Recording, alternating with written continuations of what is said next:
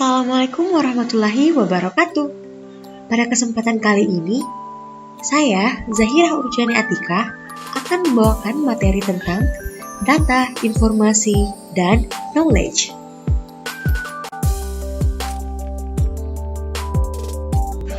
Sebelum masuk materi, kita harus mengetahui apa sih itu data, informasi, dan knowledge. Informasi tidak hanya sekedar produk sampingan, namun sebagai bahan yang menjadi faktor utama yang menentukan kesuksesan atau kegagalan. Oleh karena itu, informasi harus dikelola dengan baik. Informasi adalah data yang diolah menjadi bentuk yang lebih berguna, lebih berarti, dan bermanfaat bagi penggunanya. 1. Data. Menurut Williams dan Sawyer, data adalah fakta-fakta dan gambar mentah yang akan diproses menjadi informasi. Connolly dan Beck mendefinisikan data adalah komponen yang paling penting dalam Database Management System atau DBMS, berasal dari sudut pandang end user. Data berperan sebagai penghubung antara mesin dan pengguna.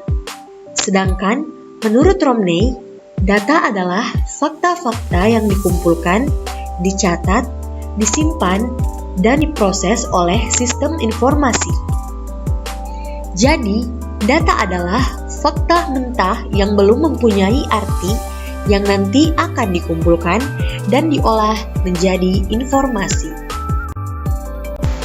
2. Informasi. Informasi adalah data yang sudah dibentuk menjadi sebuah bentuk yang memiliki arti dan berguna bagi manusia. Menurut Kenneth dan Loudon. Menurut Widayana, informasi merupakan data yang telah disusun dan disertai dengan referensi terhadap suatu hubungan atau konteks yang mempunyai arti untuk pengambilan keputusan. Kasugian berpendapat, informasi adalah sebuah konsep yang universal dalam jumlah muatan yang besar, meliputi banyak hal dalam ruang lingkupnya masing-masing dan terekam pada sejumlah media. Dari ketiga teori tersebut, dapat disimpulkan bahwa informasi adalah kumpulan data yang telah diolah, diproses, dan dimodifikasi sehingga data tersebut memiliki arti atau makna bagi penggunanya. Adapun kualitas informasi tergantung pada 4 hal, yaitu pertama, akurat. Informasi harus bebas dari kesalahan-kesalahan dan tidak menyesatkan bagi pengguna yang menerima dan memanfaatkan informasi tersebut.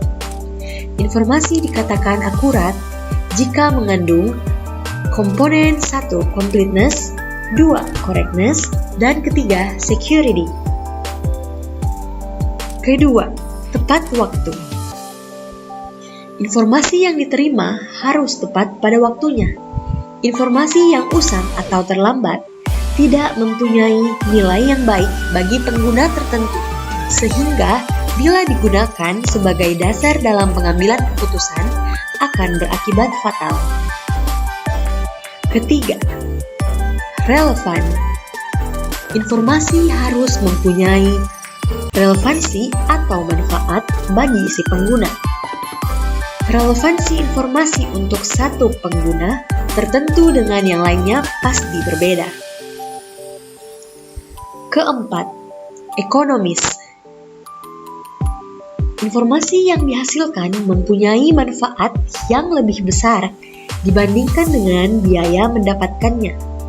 Sebagian besar informasi tidak dapat tepat ditaksir keuntungannya dengan satuan nilai uang, tetapi dapat ditaksir nilai efektivitasnya. Knowledge.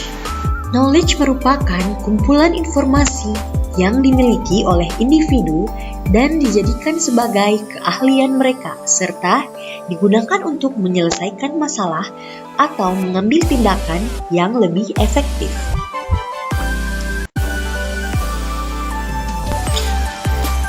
Jenis knowledge.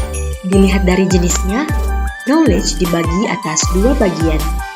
Yang pertama, tacit knowledge adalah knowledge yang terletak pada otak atau melekat di dalam diri seseorang dan diperoleh melalui pengalaman, namun sangat sulit dikodifikasi. Yang kedua, explicit knowledge adalah segala bentuk knowledge yang sudah direkam dan didokumentasikan dalam penyerapan KM, sehingga lebih mudah didistribusikan dan dikelola. Dalkir menegaskan, tacit knowledge sulit untuk diungkapkan dengan kata-kata, tulisan, maupun gambar.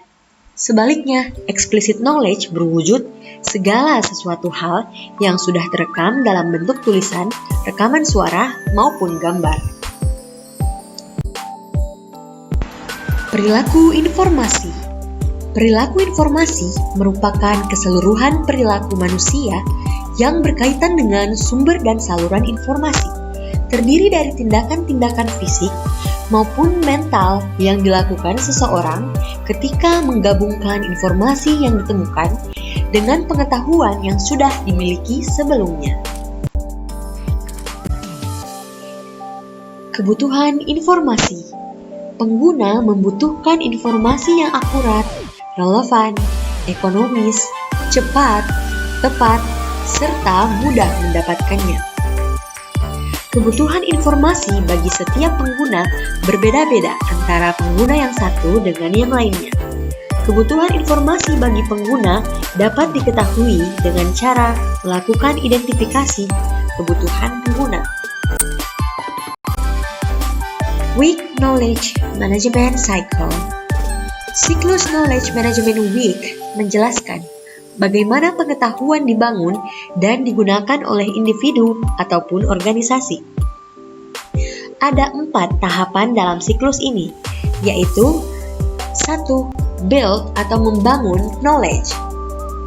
2. Hold atau menyimpan knowledge. 3. Pool atau mengumpulkan knowledge. Dan yang terakhir, use atau menerapkan knowledge. Untuk analisa pengetahuan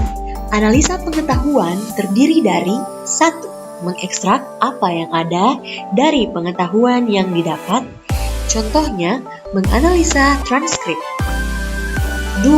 Mengidentifikasikan pola yang sudah terekstrak, contohnya trend analysis. 3. Menjelaskan hubungan antara potongan-potongan pengetahuan, contohnya membandingkan suatu hubungan antara pengetahuan. 4. Memverifikasikan materi yang sudah terekstrak dari sumbernya.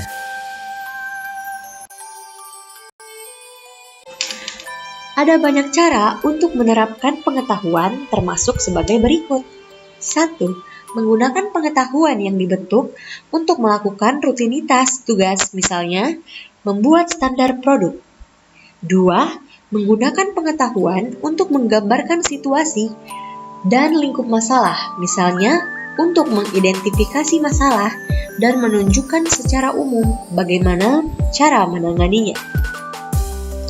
3. Memilih pengetahuan khusus yang relevan untuk menangani situasi. Misalnya, mengidentifikasi siapa yang Anda perlukan untuk berkonsultasi atau ingin mengatasi masalah tersebut. 4. Mengamati dan mengkarakterisasi situasi dengan pengetahuan khusus. Misalnya, membuat perbandingan dengan pola yang dikenal, mengambil dari sejarah, mengumpulkan, dan mengatur informasi yang diperlukan untuk bertindak. 5. Menganalisis situasi dengan pengetahuan.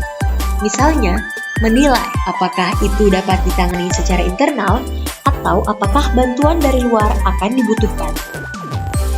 Dan yang terakhir, mensintesis solusi alternatif dengan pengetahuan.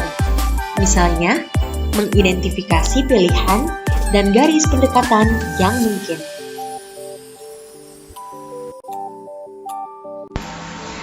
Kepuasan pengguna.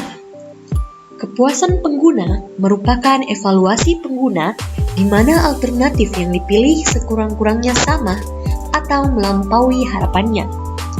Kepuasan pengguna dapat dipenuhi apabila pihak penyedia informasi mampu menerapkan suatu pola kerja dengan orientasi kepada standar kualitas informasi. Menurut Kotler, metode yang dapat digunakan untuk melakukan pengukuran kepuasan pengguna diantaranya 1. Menangkap keluhan dan saran. Sumber informasi memberi kesempatan seluas-luasnya kepada pengguna untuk menyampaikan sasaran dan keluhan. Misalnya dengan menyediakan kotak saran, kartu komentar, customer hotlines, dan sebagainya. Kedua, survei kepuasan pengguna. Penelitian atau survei tentang kepuasan pengguna perlu dilakukan untuk mengetahui bagaimana reaksi atau tanggapan langsung para pengguna terhadap produk atau jasa yang disediakan. Nah, teman-teman, ada beberapa hal yang perlu dicermati oleh sumber penyedia informasi agar berhasil dalam mempertahankan penggunanya.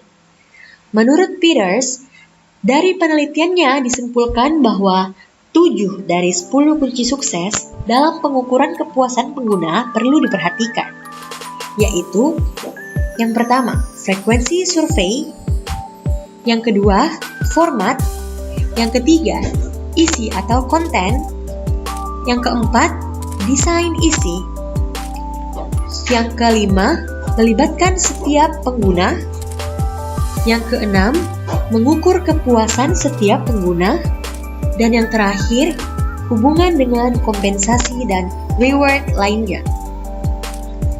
Pengukuran kepuasan pengguna harus mencakup pula deskripsi kualitatif yang secara kuantitatif sulit dipastikan. Beberapa hal memang perlu diperhatikan dengan pendekatan kualitatif, sebab mungkin akan lebih dapat diungkapkan secara lebih spesifik. Dengan pendekatan kualitatif ini, faktor-faktor penting akan dapat terungkap mengenai kepuasan pengguna yang antara satu pengguna dengan pengguna lain relatif tidak sama.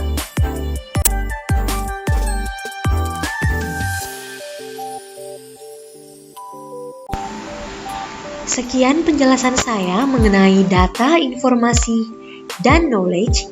Kurang dan lebihnya mohon dimaafkan. Wabillahi taufiq wal hidayah. Wassalamualaikum warahmatullahi wabarakatuh. Sampai jumpa di lain kesempatan teman-teman.